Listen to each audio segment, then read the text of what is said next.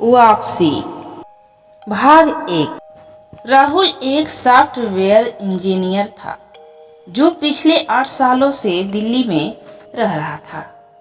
बचपन में वह एक छोटे से गांव धनियापुर में अपने दादा दादी के साथ रहता था, लेकिन दादा दादी के गुजर जाने के बाद उसने कभी वापस मुड़कर नहीं देखा।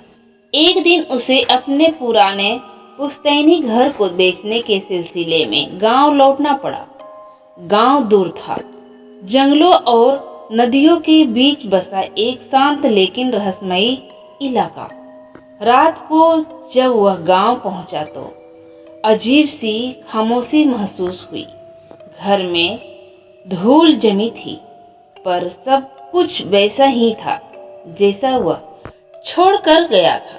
दीवार पर वही पुरानी तस्वीर, मंदिर में जली अगरबत्तियां और लकड़ी का पुराना पलंग। पहली रात कुछ समाने नहीं थी। राहुल को नींद में किसी के चलने की आवाजें आई। उसने समझा शायद कोई जानवर हो, पर आवाजें घर के अंदर से आ रही थी।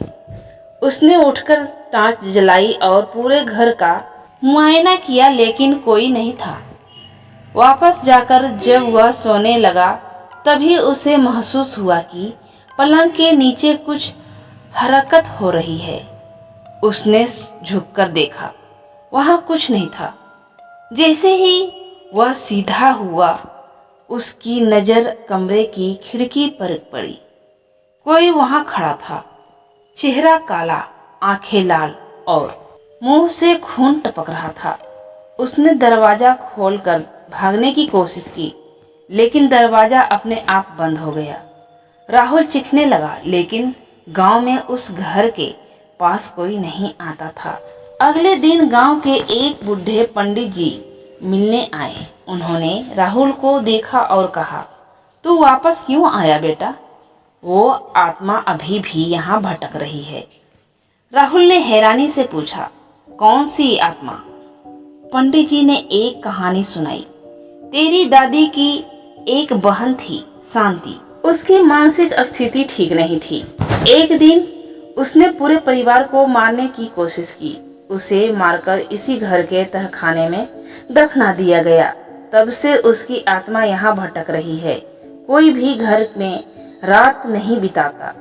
राहुल को सब समझ में आने लगा था। उसी रात उसने तहखाने में जाने का फैसला किया। तहखाने का दरवाजा जंग लगा था। बहुत कोशिश के बाद वह खुला। अंदर सील थी, बदबू थी और एक कोने में हड्डियों का ढेर। तभी एक जोरदार चीख गूंजी, तू वापस क्यों आया है? वह वही आत्मा थी, शांति। बाल बिखरे हुए, आंखें जली हुई और हाथ में लोहे की छड़ी। राहुल भागने लगा, लेकिन वह आत्मा वहां में उड़ते हुए उसके सामने आई। राहुल की सांसें थमने लगी। तभी उसने जेब से एक ताबीज निकाला जो दादी ने उसे सालों पहले दिया था। ताबीज जैसे ही हवा में लहराया, आत्मा एक जोरदार चिल्लाहट के साथ गायब हो गई। राहुल अगली सुबह गांव छोड़कर चला गया। उसने घर ना बेचने का फैसला किया, बल्कि मंदिर में जाकर विशेष पूजा करवाई। पर कहते हैं रात को उस घर में आज भी किसी और की परछाई चलती है। लोग कहते हैं शांति की आत्मा पूरी तरह शांत नहीं हुई है।